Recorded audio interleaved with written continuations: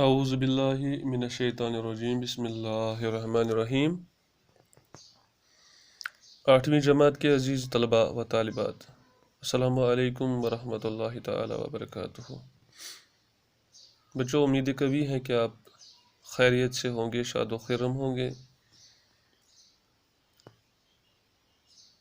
آج بھی ہم کل کے لیسن کے مطابق آئندہ لیکچر اپنا شروع کریں گے۔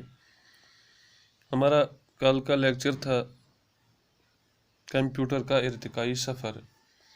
آدھا ہم نے کل پڑھا تھا، آدھا آج پڑھیں گے انشاءاللہ۔ پیارے بچوں، آپ کمپیوٹر کے حصوں کو پڑھ رہے تھے۔ پہلا حصہ ہم نے پڑھا ہے کہ بائنری سسٹم اور اعشاریہ سسٹم، یعنی اس میں ایک یکتا یعنی وحدت کی علامت ہے اور صفر کچھ نہ ہونے کی علامت ہے۔ دوسرے معنوں میں ایک کا ہندسہ خالق کی علامت ہے اور صفر تخلیق کی۔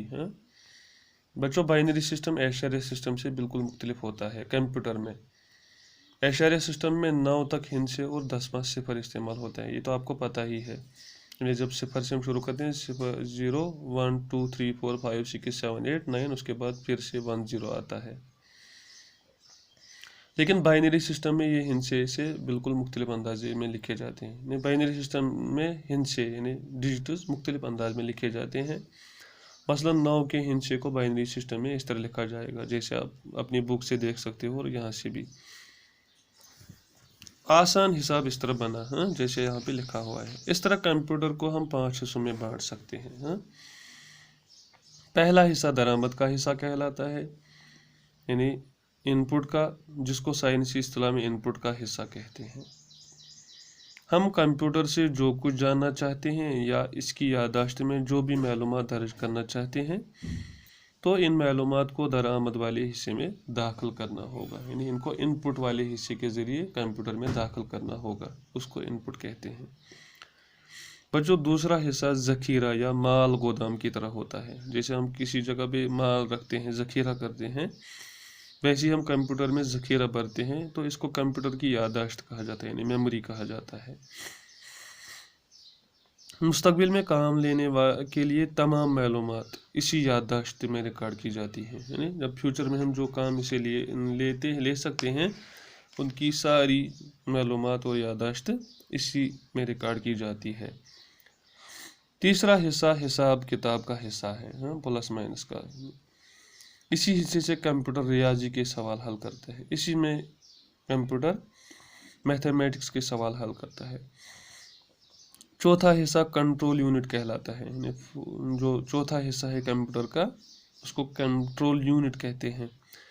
یہ حصہ پورے کمپیوٹر کے جنرل مینیجر کی طرح ہوتا ہے، یعنی یہ حصہ کنٹرول یونٹ جو ہے یہ پورے کمپیوٹر میں جنرل مینیجر کی حیثیت رکھتا ہے، جو مختلف حصوں کو کام کرنے کی ہدایت دیتا ہے۔ اس کو کنٹرول یونٹ کہتے ہیں۔ پانچواں حصہ برآمد یا آؤٹ پٹ کہلاتا ہے، یعنی آپ جو کچھ کمپیوٹر سے جاننا چاہتے ہیں یہی برآمد والا حصہ آپ کو معلومات دیتا ہے۔ یعنی 5ویں والے حصے میں آپ آؤٹ پٹ دیکھ سکتے ہو، یعنی جو کچھ آپ کمپیوٹر سے جاننا چاہتے ہیں وہ آپ کو وہ معلومات دیتا ہے۔ بچوں، دوسری عالمگیر جنگ یعنی 3rd ورلڈ وار جو ہوا تھا کے بعد سے سائنس دانوں نے کمپیوٹر کی سائنس پر زیادہ توجہ دی ہے۔ اس کے بعد کمپیوٹر کی سائنس پر زیادہ توجہ دی گئی۔ اس زمانے کے بنائے ہوئے کمپیوٹر کی پہلی نسل کے کمپیوٹر کہلاتے ہیں۔ اسی زمانے کے جو کمپیوٹر بنے ہیں اس کو پہلی نسل کے کمپیوٹر کہتے ہیں۔ پہلی نسل کے ان کمپیوٹر میں برقی سگنلوں کے لیے ویکیوم ٹیوب استعمال کیے جاتے تھے، یعنی برقی سگنل جو بجلی کا سگنل ان میں ہوتا تھا اس کے لیے ویکیوم ٹیوب استعمال کیے جاتے تھے۔ اس کے علاوہ یہ کمپیوٹر جگہ بھی بہت گھیرتے تھے، یعنی بہت بڑے سائز میں ہوتے تھے۔ ان کمپیوٹر میں لگے ٹیوب، جن میں جو ٹیوبز ہوتے ہیں برقی سگنل دینے کے ساتھ حرارت بھی خارج کرتے تھے، طاقت انرجی بھی۔ کبھی کبھی یہ حرارت اس قدر زیادہ ہو جاتی تھی کہ کمپیوٹر کے نازک حصے جل جاتے تھے، چنانچہ ان کو ٹھنڈا رکھنے کے لیے بڑے بڑے ایئر کنڈیشنرز لگانے پڑتے تھے۔ یہ کمپیوٹر زیادہ تر ملٹری کے مقاصد، سائنس کے تجربات اور حکومت کے کاروبار کے لیے استعمال ہوتے تھے، عام استعمال نہیں ہوتے تھے۔ کچھ عرصہ بعد ہی ٹرانزسٹر کی ایجاد ہوئی، اس کے بعد ٹرانزسٹر ایجاد ہوئی، جس سے تمام الیکٹرانک برقیاتی شعبوں کے ساتھ کمپیوٹر سائنس میں زبردست انقلاب آ گیا ٹرانزسٹر کی وجہ سے۔ بڑے بڑے ویکیوم ٹیوبز ہوا سے خالی ٹیوب جو ہوتے ہیں کی جگہ چھوٹے چھوٹے ٹرانزسٹروں اور سیمی کنڈکٹرز پرزوں نے لے لی ہے، یعنی ٹرانزسٹر کے بدلے سیمی کنڈکٹرز نے لی ہے۔ اسی وقت کمپیوٹروں کی دوسری نسل وجود میں آئی۔ کمپیوٹروں کی یہ دوسری نسل جگہ بھی بہت کم گرتی تھی اور بجلی کا کرنٹ بھی استعمال کرتی تھی۔ اس کے علاوہ یہ کمپیوٹر پہلی نسل کے کمپیوٹروں کے مقابلے میں بہت زیادہ تیزی سے کام کرنے لگا۔ اس کے علاوہ ایک اور خصوصیت اس میں یہ تھی کہ یہ پہلی نسل کے کمپیوٹر سے دوسری زیادہ یعنی ہزاروں گنا زیادہ کام کرنے لگی تیزی سے، اور ان کی یادداشت میں معلومات ہزاروں گنا زیادہ درج کی جانے لگی ہیں۔ ان کی جو میموری تھی اس میں ہزاروں گنا زیادہ اضافہ ہونے لگا۔ 1960 عیسوی تک دوسری نسل کے کمپیوٹروں کے کم از کم 100 مختلف ماڈل بن چکے تھے۔ جو دوسری نسل کے کمپیوٹر تھے ان کے تقریباً 100 ماڈل 1960 تک بنے ہوئے تھے، جن میں سب سے چھوٹے کمپیوٹر پر آج کے حساب سے تقریباً 4 لاکھ روپے لاگت آتی تھی۔ سب سے چھوٹا کمپیوٹر جن میں ہوتا تھا آج کے حساب سے تقریباً 4 لاکھ روپے لاگت آتی تھی، اور کمپیوٹر کا سب سے بڑا ماڈل جو 1790 یعنی 1794 IBM کہلاتا تھا، اس پر لگ بھگ 4 کروڑ روپیہ لاگت آتی تھی۔ اتنا مہنگا کمپیوٹر ہوتا تھا۔ یہ کمپیوٹر فضائی، خلائی سائنس یا انجینئرنگ صنعتوں میں استعمال ہوتے تھے۔ عام استعمال کہاں سے ہو جاتے تھے جب اتنا مہنگا تھا۔ کمپیوٹروں کی تیسری نسل کا استعمال 1960 سے لے کر 1970 تک رہا۔ اس کے بعد فورتھ جنریشن اور ففتھ جنریشن کے کمپیوٹر نت نئے ماڈلوں اور سائز میں عام ہوتے گئے۔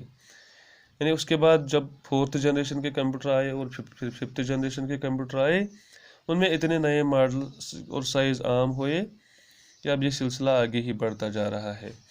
دراصل چپس نام کی ایک شے نے کمپیوٹر سائنس کو کہیں سے کہیں پہنچا دیا، یعنی چپس نام کی ایک شے ایجاد ہوئی جس نے کمپیوٹر سائنس کو کہاں سے کہاں پہنچا دیا، زمین سے آسمان تک۔ چپس کی کارکردگی کا اندازہ آپ اس مثال سے لگا سکتے ہیں کہ سلیکون کا ایک چپ جو سائز میں 1 سینٹی میٹر کا چوتھا ہوتا ہے، یعنی 1 سینٹی میٹر کا بھی چوتھا ہوتا ہے، اس پر 64,000 بائنری یونٹ یعنی 64,000 بائنری یونٹ کی معلومات ریکارڈ کی جا سکتی ہے۔ ان یونٹوں کو بٹس کہا جاتا ہے۔ چپس کی ایجاد سے کمپیوٹر کی یادداشت کا میدان قریب قریب لامحدود ہو گیا ہے، یعنی اب کمپیوٹر کی جو میموری ہے اس کا میدان جو ہے، اس کی یادداشت کا میدان لامحدود ہو گیا ہے قریب قریب، اور کام کی تیز رفتاری بھی بہت بڑھ گئی ہے۔ یعنی اب کمپیوٹر کے کام کرنے کی رفتار 1 سیکنڈ کے لاکھوں اور کروڑوں حصہ تک پہنچ چکی ہے۔ 1 سیکنڈ کے لاکھوں اور کروڑوں حصے سے بھی کم میں یہ کام کرتا ہے۔ آج کل کمپیوٹروں کے نئے نئے ماڈل اتنی تعداد میں بنتے جا رہے ہیں کہ شمار کرنا مشکل ہو گیا ہے۔ ایک کمپیوٹر کس مقصد کے لیے کام کرے اور اس کی یادداشت میں کس قسم کی معلومات درج کی جائیں، ایسی سہولیت کی فراہمی کو کمپیوٹر پروگرامنگ کہا جاتا ہے۔ کس قسم کا کام کرے اس کو کمپیوٹر پروگرامنگ کہتے ہیں۔ کمپیوٹر پروگرامنگ کے لیے بہت سی مختلف زبانیں استعمال کی جاتی رہی ہے۔ اس سلسلے میں 1940 سے اب تک سینکڑوں ہزاروں زبانیں بنا کر تجربات کیے گئے، لیکن اب صرف چند اہم اور بامقصد زبانیں ہی کمپیوٹر کی پروگرامنگ میں استعمال ہوتی ہے۔ کچھ کہا نہیں جا سکتا کہ یعنی اس میں چند بامقصد زبانیں ہی اب رہ گئی ہیں۔ کچھ کہا نہیں جا سکتا کہ ترقی کے تیز رفتار مراحل طے کرتے ہوئے ڈیسک ٹاپ،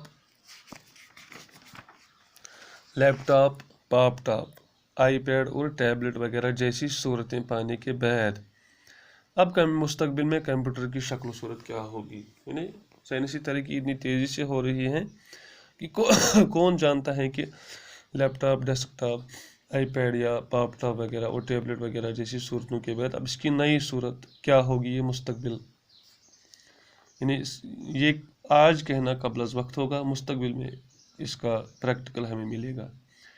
فی الوقت یعنی آج ایک انسان کی نجی و انفرادی اور سماجی و اجتماعی یعنی اس کی ذاتی اور انفرادی اور سماجی و اجتماعی زندگی کا کوئی گوشہ ایسا نہیں ہے، کوئی بھی شعبہ ایسا نہیں ہے جس میں کمپیوٹر کی کار فرمائی نہ ہو، جس میں کمپیوٹر استعمال نہ ہو رہا ہو۔ تو پیارے بچوں، یہ تھا آج کل کا لیسن آپ کے لیے۔ اب میں آپ سے ہوم ورک کے طور پر ان سوالات رکھنا چاہتا ہوں۔ پہلا سوال میرا یہ آپ سے ہے کہ پہلا الیکٹرانک کمپیوٹر کب بنا؟ پہلا سوال آپ سے یہ ہے۔ دوسرا سوال، کمپیوٹر کو ہم کتنے حصوں میں بانٹ سکتے ہیں؟ تیسرا سوال، کمپیوٹر کی فورتھ جنریشن، تیسری جنریشن یعنی دوسری جنریشن کا جو کمپیوٹر تھا، دوسری نسل کا جو کمپیوٹر، وہ سائز میں اور لاگت میں کتنا، اس کی لاگت کتنی ہوتی تھی، وہ لاگت میں کتنے کا بنتا تھا، اور اس کا سائز ماڈل کتنا تھا، کتنا ہوتا تھا، یہ آپ کو واٹس ایپ پیج پہ ان کے جوابات بھیجنے ہیں۔ اور انٹرسٹڈ اسٹوڈنٹس سے میری گزارش ہے کہ وہ باقی بچوں کو بھی کلاس لینے کی ترغیب دیں۔ آج کے لیے اتنا ہی، آئندہ کا لیکچر لے کر ہم آپ کی خدمت میں جلد حاضر ہوں گے۔ تب تک کے لیے السلام علیکم ورحمۃ اللہ وبرکاتہ۔